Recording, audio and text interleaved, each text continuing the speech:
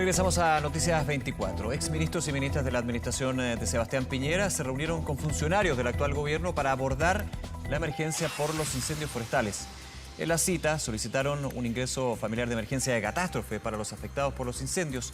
Para hablar de este y otros temas nos acompaña el exministro del Interior, también exalcalde Rodrigo Delgado. Rodrigo, ¿cómo estás? Muchas gracias por acompañarnos. Buenas tardes. ¿Cómo está, Nicolás? Muy buenas tardes, gusto saludar. Gusto saludarlo. Tengo varios temas, pero primero que todo lo que fue esta reunión al cual asistió usted, también otro de sus colegas que participaron de la administración del presidente Sebastián Piñera. También esto se replicó con exministros y ministras o exautoridades de gobierno de la presidenta Michelle Bachelet que abordaron este tipo de emergencias. ¿Qué saca el limpio de esta reunión, principalmente desde el haber sido llamados por el Ejecutivo, por la ministra de Interior, también la ministra vocera, y lo que se comentó en esa instancia? Lo primero quiero destacar el tono republicano, Nicolás, de esta reunión. No fue una reunión para la foto, bajo ninguna circunstancia. Fue una reunión de poco más de 2 horas, casi 3 horas en total, en donde pudimos conversar distintas áreas. Y nosotros creemos que lo principal acá es la coordinación, pero también esto es algo que dijimos nosotros en su momento, pero que a veces la trastienda, Nicolás, de las elecciones. Muchas veces tuvimos un tren de elecciones muy agudo, ¿cierto? Sí. En los últimos años, año y medio, 2 años, con respecto a todo lo que tuvimos que vivir. Y eso polarizó, lamentablemente, más allá de la cuenta, muchas veces un debate que tiene que ver con las políticas de Estado. Recuerdo cuando yo era ministro, dije alguna vez, mira, hay políticas de Estado que debe continuar el próximo gobierno, y todo el mundo salió a pegar, pero ¿por qué el ministro dice eso? Si nosotros no queremos nada con ustedes, si aquí es otro gobierno. Efectivamente, hay ámbitos en los cuales un nuevo gobierno puede sentar sus sellos, sus bases, pero hay políticas de Estado que deben perdurar en el tiempo, corrigiendo obviamente lo que hay que corregir, añadiendo tecnología, recursos, pero cierta información básica. Y una de las cosas que nosotros conversamos ayer con la ministra, con el subsecretario, quien aprovecho de agradecer esa invitación, fue justamente que, como por ejemplo, había personas que habían ocupado algunos cargos que eran personas de carrera, no personas puestas, digamos, por cuota política ni nada por el ¿Ya? estilo, que esta administración había prescindido de ellos, estaban en otros cargos, no es que lo habían echado del gobierno. Y le pedimos que se apoyaran esas 3 o 4 personas que habían ocupado cargos clave. ¿De qué Y, cargos y- y todo- específicamente? bueno, estamos hablando de gente que trabajó, por ejemplo, en CONAF, en la gerencia de incendios, que es una instancia que coordina todo el año la Sí. preparación para los incendios. No solamente lo coordina en época estival o previo a la época, ¿cierto?, de temporada de incendios, sino que coordinan los recursos públicos, los privados, se encargan de del primer shot que se llama, que es cuando un avión, por ejemplo, tiene que ir a apagar, y primer amago. O sea, hay toda Ujú. una coordinación que es bien importante. Esa persona no estaba en ese cargo, y el subsecretario Monsalve nos confirmó de que le iban a llamar para que pudiese también sentarse en la mesa de coordinación. Así con 3 o 4 personas más que nos pareció que era importante, por ejemplo, de alguna forma también fortalecer la CENCO, que es la Central de Comunicaciones de CONAF, que hace toda una coordinación, que parece que tenía menos personal. Bueno, pero todo fue en un tono, Nicolás, de mucha colaboración. Nosotros lo dijimos ayer, en la hora de colaborar, la hora de las cuentas, o la hora de rendir cuentas. A lo mejor llegará ese momento en el cual habrá que analizar qué es lo que ocurrió, pero hoy día hay que centrarse en la colaboración. Y así también con el IFE de emergencia, que es un proyecto que también la ex ministra Ruilar con la ex subsecretaria Valladares también lo expusieron largamente. Ujú. Y así con temas también de seguridad, de defensa. Hubo temas muy interesantes sobre la mesa en la jornada de ayer. Hay varios puntos y varios temas que quiero tratar con respecto a este tema, a esta emergencia, ¿no? Rodrigo, pero antes quiero llevarlo a un punto que le pregunto si se conversó o no, y es lo que desde algunos sectores se solicita, desde, por ejemplo, los partidos de oposición, desde los parlamentarios de las zonas afectadas. Toque de queda. Primero, ¿se trató ese tema? ¿Se recomendó? ¿Se vio por parte también de ustedes como ex autoridades de gobierno? ¿Y cuál es su opinión al respecto? ¿Debería haber toque de queda como solicitan algunos personajes públicos, políticos? Sí, fue una de los temas que se tocó. Me tocó tocarlo directamente a mí, digamos, porque lo dividimos por área. Hay que recordar que éramos cerca de 10 personas que estábamos Mm. representando al ex gobierno de Sebastián Piñera, algunos por Zoom, otros presencial. Pero efectivamente, dentro del punto de vista, a ver, ¿Qué es lo que pasa? Nosotros tuvimos la experiencia de cuando enviábamos el mensaje, la mensajería SAE, Ya. ¿cierto? Que es este mensaje que llega a los teléfonos pidiendo la evacuación. Nosotros, obviamente, y esto también lo vi como alcalde muchas veces, cuando hay una emergencia, la gente no quiere dejar sus casas por temor, ¿cierto?, a Lógico. que le roben sus cosas, a perder las cosas que tienen. Y es un temor muy, muy razonable, muy natural, muy del ser humano. Pero cuando ahí está está de alguna forma la institucionalidad jurídica, ¿cierto?, para poder hacerlo, el estado de excepción constitucional determinado, el jefe de la defensa, nosotros creemos que se puede avanzar en esa materia, Ujú. teniendo claro que las evacuaciones corren por un carril distinto y que también hoy día el subsecretario hablaba de las cosechas, bueno, definir cuáles son las actividades, Sí. pero que la gente que está en esas actividades lo pueda acreditar y toda aquella persona que no esté en esas actividades, que no viva en el sector, que no esté cosechando o trabajando, que no tiene nada que hacer ahí, no circulen por esos lugares porque muchas veces ahí lamentablemente puede estar alguna persona que pueda estar prendiendo fuego y eso también nos enfrentamos nosotros. La piromanía, las personas que tienen algún trastorno de esta materia, la verdad es que es más de la que uno quisiera y creería que existen, Nicolás, a lo largo de todo Chile. O sea, en ese sentido, ¿usted cree que sería necesario un toque de queda justamente Sí, sí, por la sí, sí. No, seguridad? no, mi opinión fue esa, y Ujú. avanzar, pero dejando claro quiénes son las personas que tienen que circular por distintos motivos. Tampoco se trata de ahogar a las personas que estén trabajando o haciendo algún tipo de colaboración, pero efectivamente avanzar en un toque de queda me parece que es razonable. En Claro, no sé ciertas si, por zonas que hay ejemplo, un mucho toque de foco y hay queda. mucho robo. Sí, no, de todas maneras, y es lamentable tener que llegar a analizar eso, porque uno pensaría que tanta miseria humana puede existir. Bueno, existe, ese es el problema. Pero, ok, teniendo y aterrizando la realidad, desgraciadamente, en este tipo de emergencia, por un tema de seguridad se justificaría el toque de queda. Ahora, no sé, en su experiencia también, Rodrigo, si ese toque de queda puede generar problemas, por ejemplo, para eventuales evacuaciones cuando hay toque de queda, o puede simplificar o hacer más óptimo, digamos, el trabajo por parte de las Fuerzas Armadas. Recordemos que hay dos regiones que están con estado de excepción de emergencia. Está esta herramienta, digamos, que puede ser el toque de queda si Sí. se quiere utilizar. Lo que pasa es que cuando se emite el sistema SAE de emergencia, el de telefonía móvil, ¿cierto? El mensaje de texto que llega, uno ahí puede, ese texto uno le puede editar, ¿cierto? Nosotros hicimos pruebas, me acuerdo, se acordarán ustedes de esa prueba que lamentablemente pasó a Me algunas acuerdo, regiones sí. en un verano también y generó todo un caos, pero se hacían pruebas por lo mismo para poder editar los mensajes. Uno podría poner ese mensaje, por ejemplo, evacuación inmediata, se rompe el toque de queda para esta zona. O Ya. sea, eso uno lo puede poner en el texto, digamos, y la persona que lo recibe sabe inmediatamente que tiene que salir y que no aplica el toque de queda en esas circunstancias. O sea, hay hoy día modalidades, tecnología o incluso los mismos patrullajes en el terreno que pueden ir coordinando eso. Ahora, cuando uno sabe que hay una evacuación, eso también no es que el fuego está exactamente encima de la vivienda, la Claro, está población, el de la riesgo. villa, sino que hay un riesgo. Entonces hay tiempo para poder planificar bien una evacuación, pero yo creo que hay que darle certeza a la gente, inclusive en la evacuación, que su casa va a estar protegida. Porque el gran riesgo que tenemos, y la gente no quiere salir de sus casas muchas veces, porque temor, me pasó muchas veces como ministro, incluso como alcalde, de gente que no quería salir. Yo estuve en el incendio de Castro, recordarán, ¿cierto? Fue también bastante Sí, dramático, claro. incendios forestales en distintas regiones, y mucha gente no quería evacuar por temor a no dejar sus cosas porque tenían miedo de perderla. Entonces, además, el toque de queda y el estado de excepción pueden dar cierta seguridad de patrullaje, de vigilancia mixta entre militares y policías.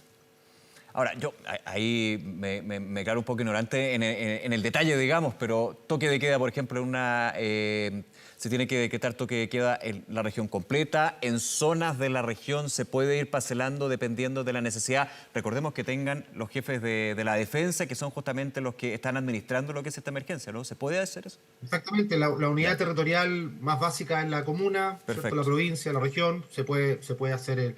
De hecho, nosotros cuando hicimos, por ejemplo, el estado de excepción en la macrozona norte, lo hicimos en algunas provincias. Incluso el toque de queda, nosotros prácticamente, o sea, no lo utilizamos en la macrozona sur y en la macrozona norte solamente lo hicimos en la zona de Ollagüe, Sí. porque ahí había un problema con los traslados de los coyotes que trasladaban a migrantes y está un poco difuso, ¿cierto?, el territorio. Hicimos un toque de queda para efectivamente para poder estrechar el cerco contra esas mafias que trasladaban migrantes. O sea, todo se puede ir ajustando dependiendo obviamente del decreto y la voluntad política, si eso la verdad es que se puede hacer.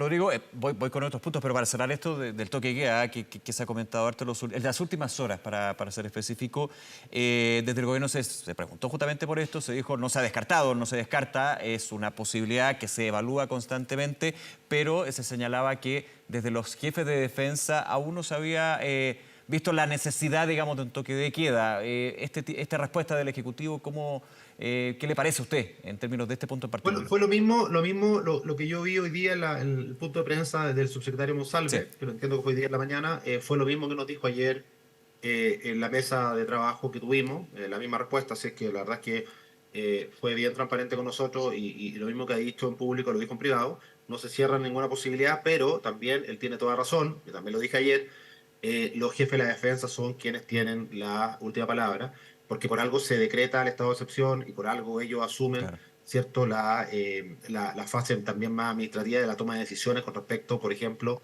a restringir movilidad, que finalmente el toque queda.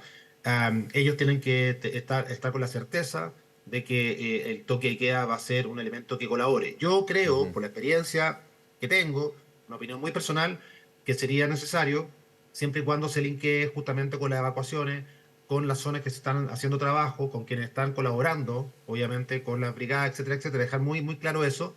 Y toda aquella persona que no corresponda a brigadistas, a personas que están entregando alimentos, que están colaborando, funcionarios municipales, toda aquella persona que no sea de ese ecosistema, tendría que quedarse obviamente en sus casas o fuera de esos territorios. Eso creo Ujú. que sería una ayuda, pero obviamente los jefes de la defensa son los que toman Sí. la última decisión. Déjeme, Rodrigo, ir a otro punto en términos de gestión de esta emergencia, que es el contacto, el diálogo, la comunicación y planificación también durante la emergencia que se debe tener entre los organismos nacionales, podríamos decir, y los locales. Aquí aprovecho también su experiencia como alcalde. He escuchado en algunos comentarios de analistas de emergencias de que Senapred, Exonemi, en la ley y en el reglamento que se va a ir desarrollando, digamos, tiene un componente bien importante en términos de Senapred estar coordinado directamente con los municipios, con las gobernaciones, con las autoridades territoriales, digamos. Esto usted, en la experiencia también, digo, doble que tiene, ¿la ha visto? ¿Falta esto desde algunos alcaldes? Por supuesto, se entiende también la desesperación de que se esté quemando todo. La primera crítica que se da justamente al gobierno, a Senapred, por no preguntar lo que se necesita. Por ejemplo, esto lo hemos visto en otras emergencias y es bien habitual, pero de alguna manera hay que solucionarlo, ¿no? ¿Cómo lo ve usted?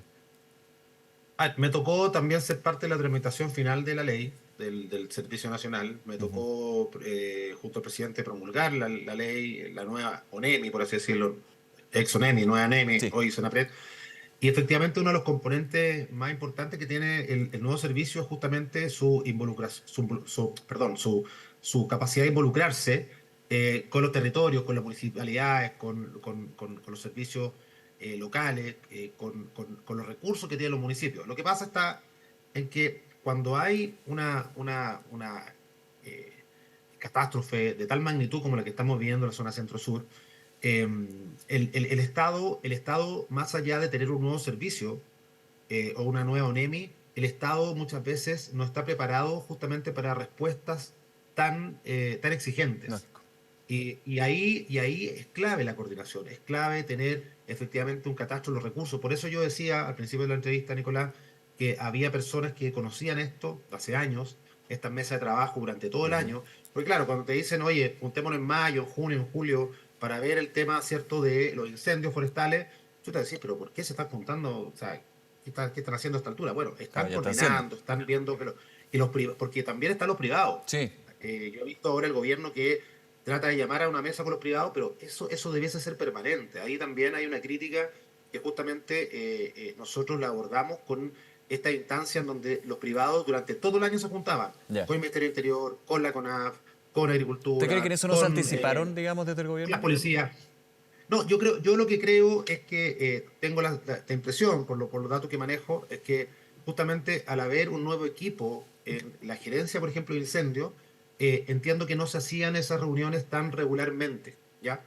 Y pareciera ser que esa regularidad de la información, de la preparación, porque tanto el privado como el Estado tienen que licitar, tienen que hacer órdenes de compra, tienen que contratar aeronaves, cierto equipo, o sea, hay toda una planificación que uno dice, ¿por qué se está votando en junio? Si, oye, si no tiene nada que ver. No, no, porque la planificación es la que lleva al éxito.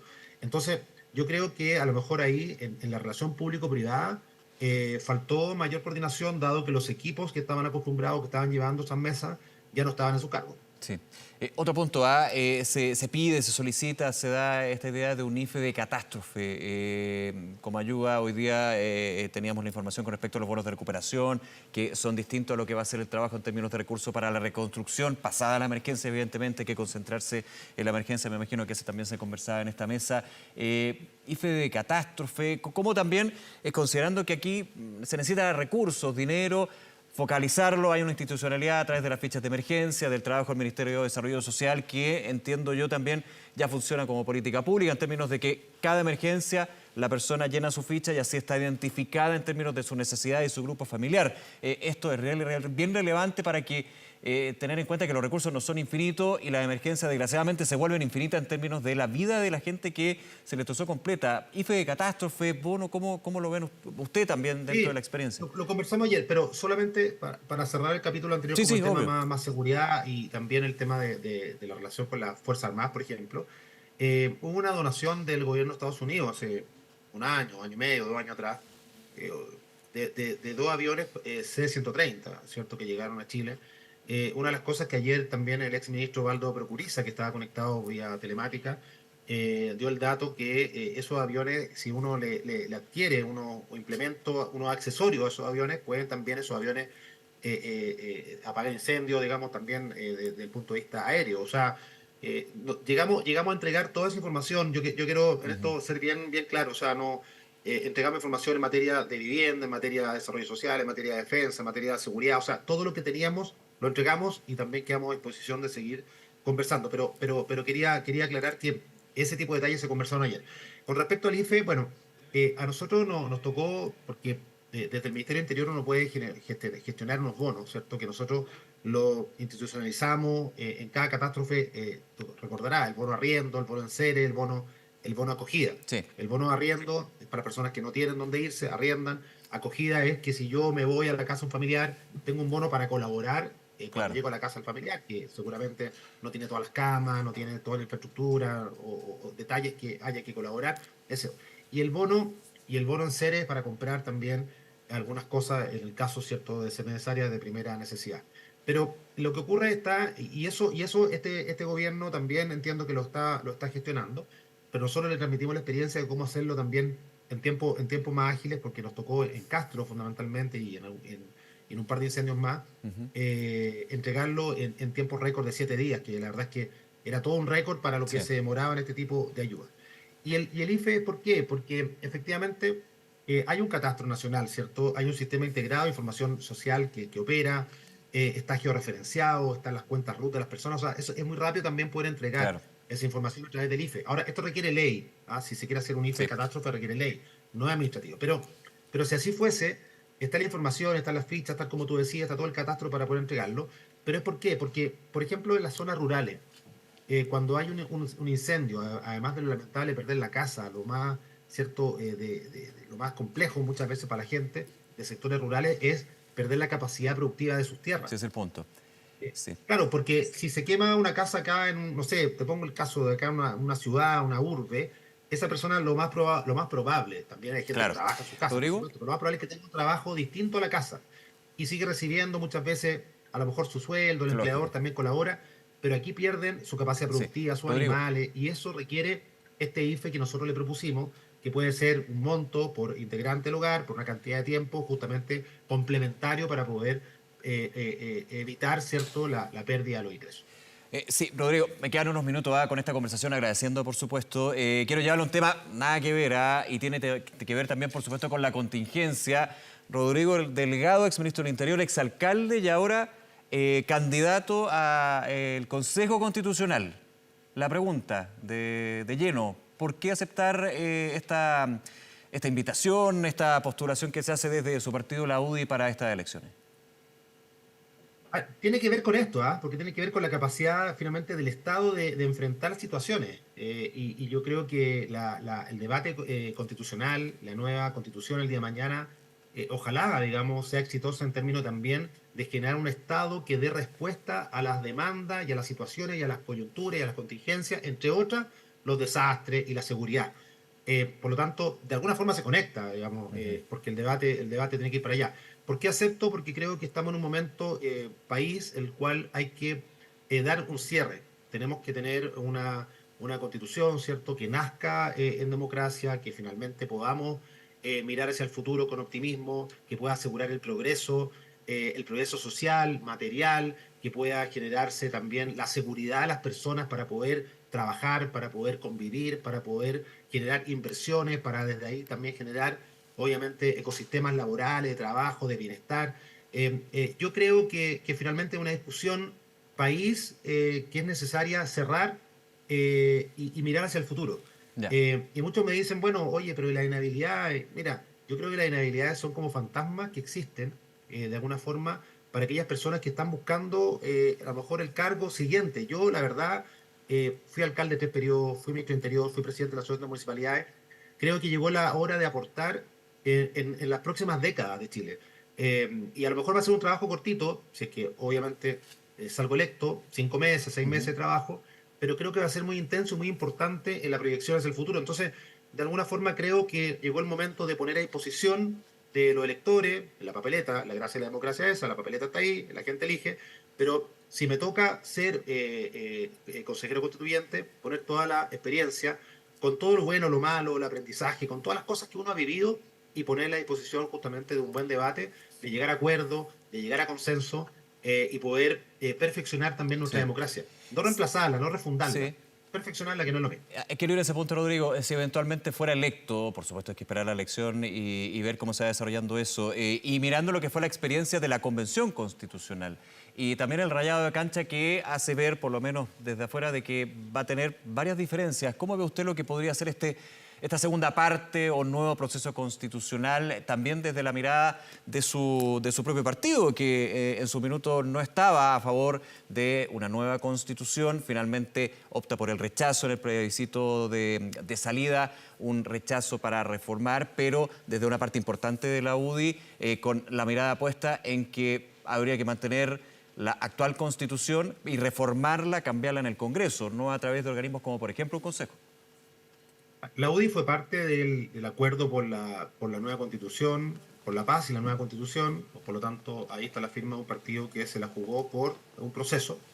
Después en el proceso, por supuesto, hay distintas opiniones, como lo habrá en el día de mañana en el debate constitucional que podremos tener o generar a partir de junio.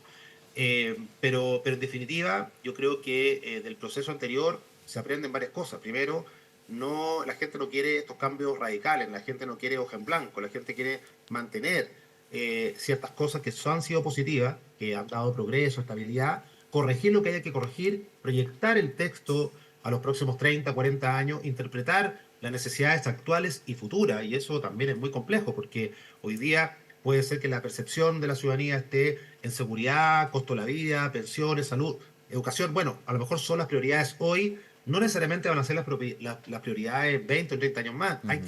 Hay que hacer un texto que pueda también actualizarse con las nuevas necesidades de las nuevas generaciones. Y eso es algo bien complejo, pero yo creo que va a ser tremendamente enriquecedor. Ahora, ¿cómo se va a dar esto? En un contexto de expertos, en un contexto también con lineamiento muy claro, con bordes, ¿cierto? Que se han definido, que me parece correcto, pero esos bordes dejan mucho espacio para poder discutir, obviamente, y poder intercambiar ideas con quienes podamos estar el día de mañana en esa instancia o los que estén en esa instancia y que puedan hacer un texto serio que se haga cargo de las necesidades con cambios importantes, pero obviamente nada que tire por la borda lo que se ha logrado también durante las últimas décadas, que hay cosas muy positivas, pero bueno, llegará el momento de la evaluación. La gente ya se pronunció en septiembre pasado y fue lapidaria respecto a un texto que partió lamentablemente de una manera, a mi juicio, equivocada en materia de seguridad, por ejemplo, que es la prioridad número uno